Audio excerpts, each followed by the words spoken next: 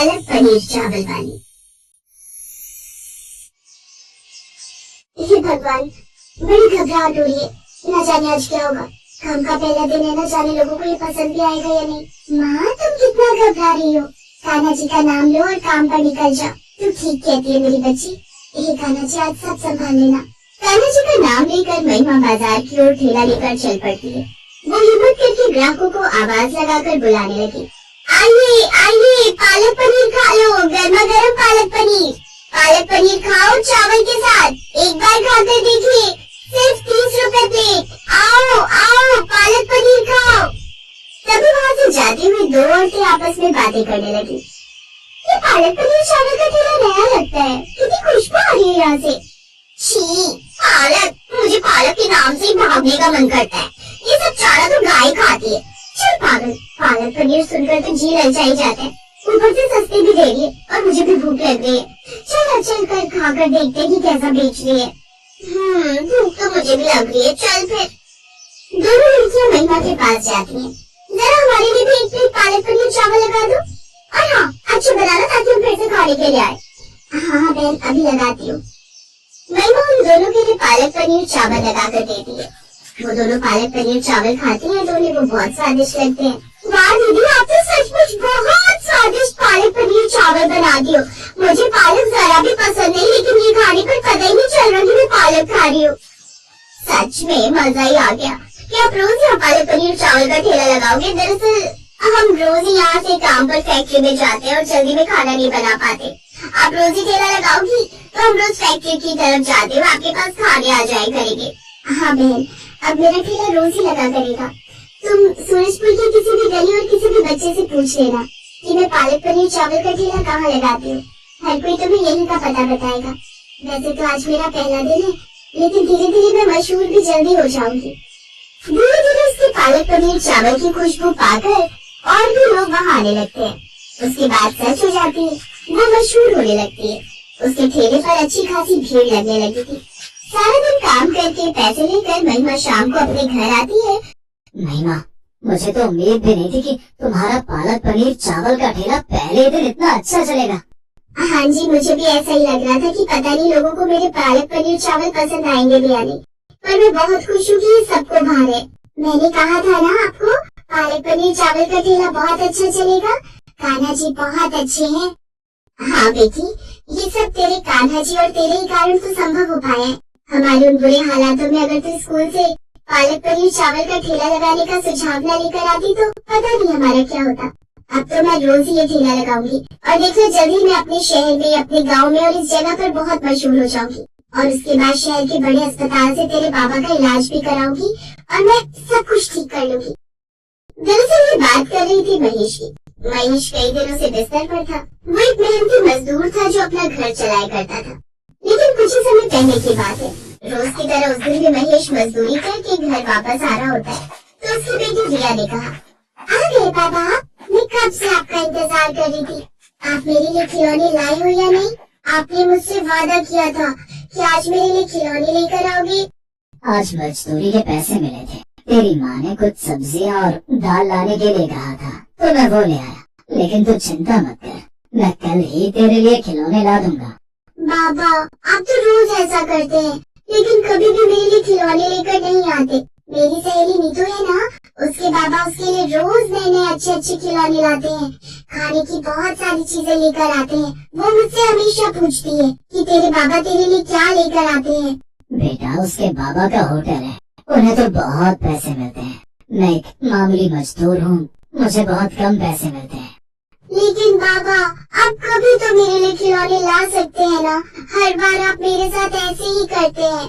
उसको इस तरह जिद करते देखकर उसकी माँ गुस्सा होकर कहती है, रिया क्या है ये? आजकल तुम बहुत जिद्दी होती जा रही हो और बाबा भी थके हुए आए। उन्हें आराम तो करने दो, बाद में बात करना। चलो जाओ, जाकर पढ़ाई करो। रिया उदास होकर वहाँ से चली जाती है। तब महेश कहता है, कोई बात नहीं जी, भगवान पर भरोसा रखिए, सब कुछ ठीक हो जाएगा। ऐसे ही कुछ समय बीत गया। अगले दिन महेश मजदूरी से वापस आ रहा था। उसे सामने खिलौने की दुकान दिखाई दी। महेश ने सोचा, आज रिया के लिए खिलौना खरीद लो।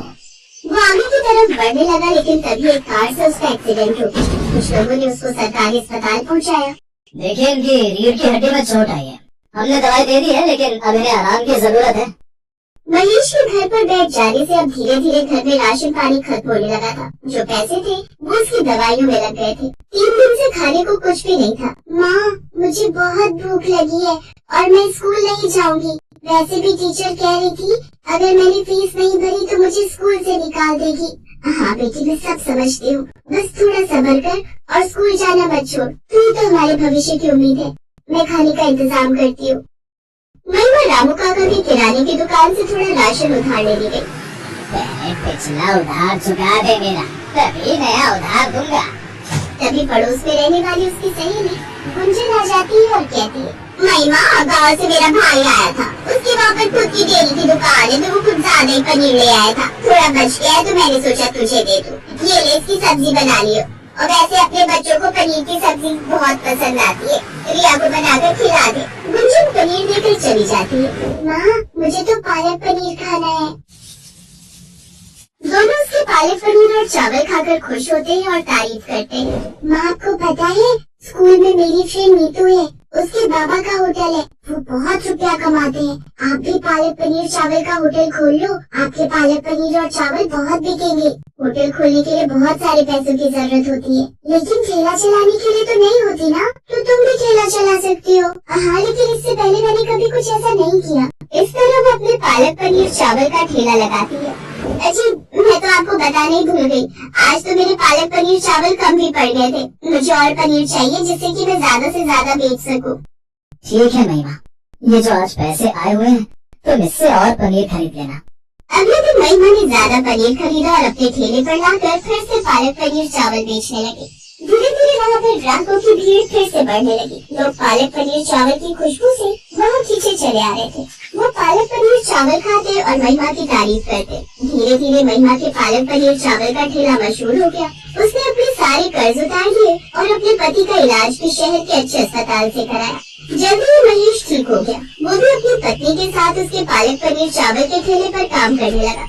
दोनों खूब मेहनत करते और पालक पनीर चावल बेचते और खुशी खुशी अपने जीवन में अपना गुजारा करते।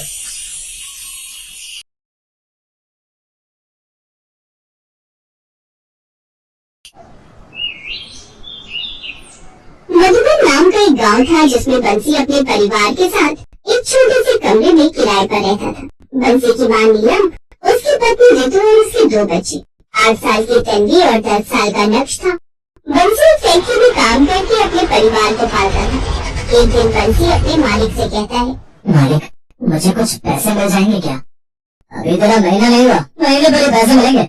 चल जाकर काम कर। काम करते नहीं ठीक से, मुंह उठाकर पैसे मांगने आ जाते हैं। मालिक, मुझे अपने कमरे का किराया देना है। मकान मालिक को पैसे नहीं दिए तो वो कमरा खाली करा देगा। तुझे सुनाई नहीं देता क्या? अभी पैसे नहीं है, महीने पर मिलेंगे। मालिक के ऐसा कहने पर बंसी काम करने लगता है और शाम को जब बंसी फैक्ट्री से घर आ रहा होता है, मालिक ने पैसे देने के लिए भी मना कर दिया। अब मैं मकान मालिक के पैसे कहाँ से दूंगा? बंसी ये सब सोच रहा होता है कि तभी सामने से एक कार आती है जिससे बंसी का एक्सीडेंट हो जाता है। तभी बंसी की मृत्यु हो जाती है। उसके परिवार को ये बात सुनकर बहुत बड़ा सदमा लगता है। ऐसे बंसी को खत्म हुए 2 दिन हो जाते हैं। रितु अपनी सास से कहती है, माँ जी, उनको आज गुजरे 2 दिन हो गए। हमारा कोई अब सहारा नहीं है। एक वही तो थे जो पूरे घर को चलाते थे। बहू, तू चिंता मत कर, मैं तेरे साथ हूँ और तू मेरा बेटा है आज से और तू ही मेरी बहू। हमको हिम्मत बांधनी होगी। कहाँ है बंसी की माँ? ला चल, मेरा किराया निकाल। 4 महीने से रुका हुआ है।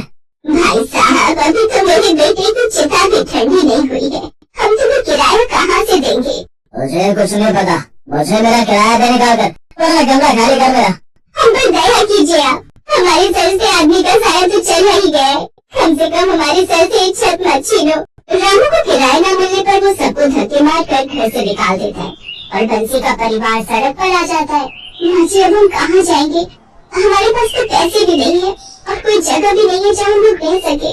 बहू, हम अपने वीरपुर गाँव चलेंगे। वहाँ हमारी एक छोटी सी झोपड़ी है, हम उसी में रह लेंगे। सास के कहने पर रितु अपने बच्चों को लेकर और अपना जरूरी सामान लेकर वीरपुर गाँव आ जाती है और अपने परिवार को लेकर उसमें रहने लगती है।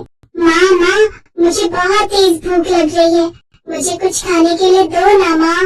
तन्वी को भूख से तड़पता देख ऋतु की आंखें नम हो जाती हैं। हे भगवान, घर में खाने को दाना नहीं और बच्चे भूख से परेशान हैं। तभी ऋतु खाने की तलाश में बाहर जाती है तो उसको चलते चलते एक खेत दिखाई देता है जिसमें हरा हरा पालक बोआ होता है। ऋतु उसको देखकर सोच ही रही होती है, तभी मोहन नाम का एक आदमी वहाँ से गुजर रहा था। अरे बेटी, तुम इतनी गौर से क्या देख रही हो उस बालक को? कुछ नहीं अंकल जी। सुनो तो बेटी, तुम मुझको अपनी दिक्कत बता सकती हो सकता है मैं तुम्हारी मदद कर दूं। ऋतु मोहन को अपनी सारी बात बताती है और मोहन उसे कुछ पैसे देता है। वो पालक का खेत भी मोहन का ही था। बेटी, तुम ये कुछ पैसे रख लो और जितना मन करे जब भी जरूरत पड़े तुम मेरे खेत से पालक तोड़ कर ले जाना।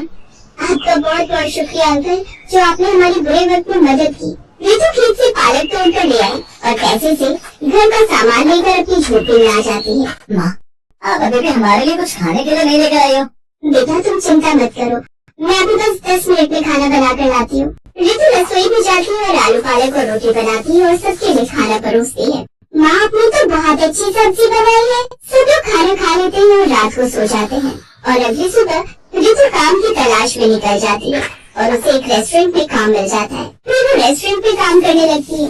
ऐसे धीरे धीरे समय बीत जाता है और एक दिन ऋतु काम से घर आ रही थी तो उसकी टक्कर बाइक से हो जाती है, जिसकी वजह से ऋतु काम पर नहीं जा पाती थी। फिर 2 दिन बाद, माँ जी अब मेरा पैर ठीक लग रहा है, थोड़ा थोड़ा चल भी पा रही हूँ, मुझे अब काम पर जाना होगा।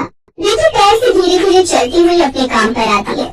सुनो ऋतु, अब तुम यहाँ काम नहीं कर सकती। मैंने तुम्हारी जगह कोई नया लड़का रख लिया है और ये लो तुम्हारे पैसे जितने दिन तुमने काम किया था। ऋतु मुंह लटका कर अपने घर वापस आ जाती है और सारी बातें अपनी सास को बताती है। फिर ऋतु को जो मालिक ने पैसे दिए थे उसको अपनी सास को देते हुए बोली, माँ इन पैसों से घर का सामान ले आना, फिर मैं खाना बना लूंगी। ठीक है बहू। सास दुकान पर जाती है और घर का सामान ले आती है। फिर ऋतु सबके लिए दाल चावल बनाती है। थोड़ी देर बाद सबको खाने के लिए परोसती है। तब तन्वी कहती है, माँ आपने सिर्फ दाल चावल बनाए हैं, मुझे तो दाल चावल खाने का बिल्कुल मन नहीं है, मुझे कुछ तो अच्छा बनाकर खिला दिया करो। बेटा तुम अभी यही खा लो, मैं शाम को तुम्हारे लिए कुछ अच्छा सा बना दूंगी। तन्वी दाल चावल खा लेती है। फिर ऋतु शाम को खाना बनाने के लिए सोचने लगती है कि आखिर वो तन्वी के लिए कुछ अच्छा क्या बनाए। तभी ऋतु को याद आती है, अरे क्यों ना आज मैं पालक पत्ते की चाट बना दूं जो मैंने रेस्टोरेंट में सीखी थी। जल्दी से बना देती हूँ, मेरे बच्चे भी आज खुश हो जाएंगे। ऋतु जल्दी से पास के खेत में से पालक तोड़ कर लाती है और आकर पालक के पकौड़े बनाकर उनके ऊपर थोड़ी सी दही डाली और हरी चटनी बनाकर डाल दी। कुछ मसाले डालकर पालक पत्ता चाट तैयार कर दी। माँ जल्दी से दो ना टेस्टी टेस्टी जो आप बना रहे हो। हाँ बाबा लाई अभी। तभी अंदर से ऋतु पालक पत्ता चाट बनाकर लाती है। माँ जी और बच्चों, पालक पत्ता चाट खाकर बताओ कि कैसी बनी है। सब लोग पालक पत्ता चाट बहुत शौक से खाते। सच में बहू, पालक पत्ता चाट बहुत लाजवाब बन रही है। पर ये तो बताओ तुमने ये सीखी कहाँ? माँ जी जब मैं रेस्टोरेंट में काम करती थी ना, बस वहीं पर सीखी थी। माँ तो हमें आप रोज पालक पत्ता चाट ही बनाकर खिलाना। ये बात सुनकर तभी सास सोचकर बोली, बहू तुम्हारी अभी पैर में भी दिक्कत है जिससे तुम बाहर अंदर जाने में भी दिक्कत होगी। क्यों ना तुम तब तक अपना एक पालक पत्ता चाट का ठेला लगा लो। माँ जी वैसे आप ठीक कह रही हो, जब तक कोई काम नहीं मिल रहा मैं तब तक ठेला ही लगा लेती हूँ। सास के कहने पर ऋतु एक किराए पर ठेला लेती है। पास में ठेला लगाकर उस पर पालक पत्ता चाट बेचने लगती है और ग्राहकों को बुलाने के लिए आवाज लगाती है, पालक पत्ता चाट ले लो, पालक पत्ता चाट एक बार खाओगे तो बार बार खाओगे। काफी देर हो गई थी और अभी तक ऋतु के पास कोई ग्राहक नहीं आया था। ये सब कुछ देखकर ऋतु निराश होने लगती है। काफी इंतजार करने के बाद एक ग्राहक ऋतु के ठेले पर आता है और बोलता है, अरे बहन ये पालक पत्ता चाट कैसे होती है? लो मुझे भी जरा पालक पत्ता चाट खिलाओ।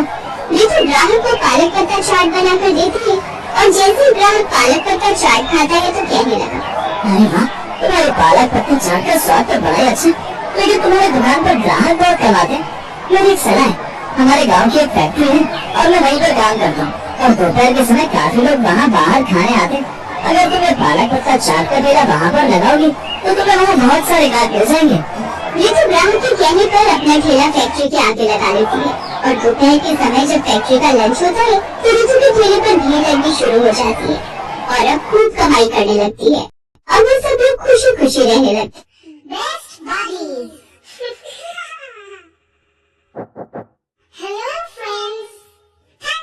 watching this video.